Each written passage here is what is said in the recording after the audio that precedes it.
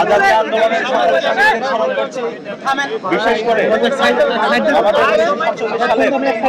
আজাদী আন্দোলনের স্মরণ করছি, ভাষা আন্দোলনের সকল শহীদদের স্মরণ করছি।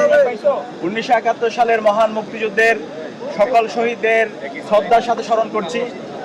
90-এর স্বৈরাচার বিরোধী আন্দোলনের সকল শহীদদের শ্রদ্ধার সাথে স্মরণ করছি।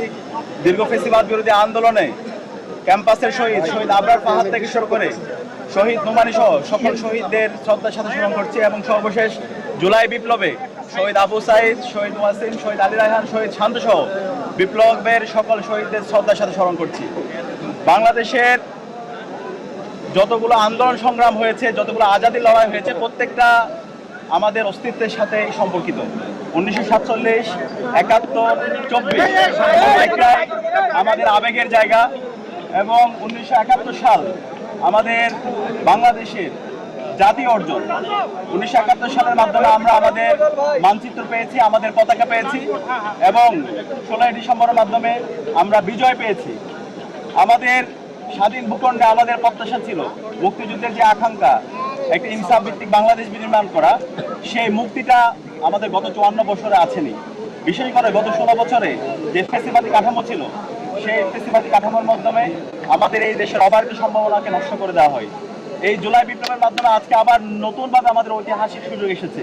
আজকের বিজয় দিবস থেকে আমাদের প্রতিজ্ঞা হলো গত 16 বছরে এবং গত 54 বছরে বাংলাদেশকে যারা একটি অকার্যকর রাষ্ট্রে পরিণত করার জন্য চেষ্টা করেছিল, বাংলাদেশের যে অবারিত সম্ভাবনা সেটাকে নষ্ট করার চেষ্টা করেছে গুম, খুন, আয়নাগর প্রকল্প এবং সর্বশেষ 24-এর যে জুলাই বিপ্লব, সেই বিপ্লবে যারা গণহত্যা এবং শিশু হত্যা করেছে, খুনি হাসিনা এবং তার দূষরদেরকে এই স্বাধীন বাংলাদেশে বিচারের আওতায় নিয়ে এসে এই স্বাধীন বাংলাদেশে ইনসাফ কায়েম করা, এটা হচ্ছে আজকে আমাদের প্রথম প্রতিজ্ঞা। এক্ষেত্রে ইতিমধ্যে খুনি হাসিনার রায় এসেছে। হাসিনাকে দিল্লি সন্ত্রাসী এই খুনি হাসিনাকে আশ্রয় দিয়েছে। আমরা অন্তর্বর্তীকালীন সরকারের কাছে অনুরোধ করছি এই খুনি হাসিনাকে দ্রুত সময়ের মধ্যে দিল্লি থেকে বাংলাদেশে এসে তার রায় কার্যকর করতে হবে।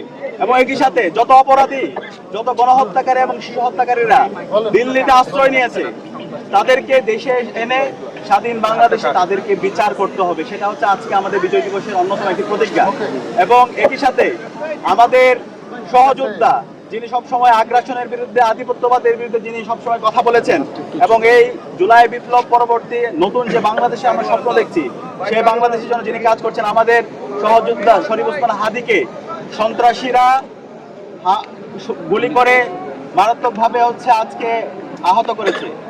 সেই সন্ত্রাসীদেরকে দ্রুত সময়ের মধ্যে অ্যারেস্ট করে তাদেরকে বিচারের আওতায় নিয়ে আসা এবং এটার সাথে যারাই পরিকল্পনাকারী আছে, পরামর্শদাতা আছে, নির্দেশদাতা আছে, তাদেরকে দ্রুত সময়ের মধ্যে আইডেন্টিফাই করা।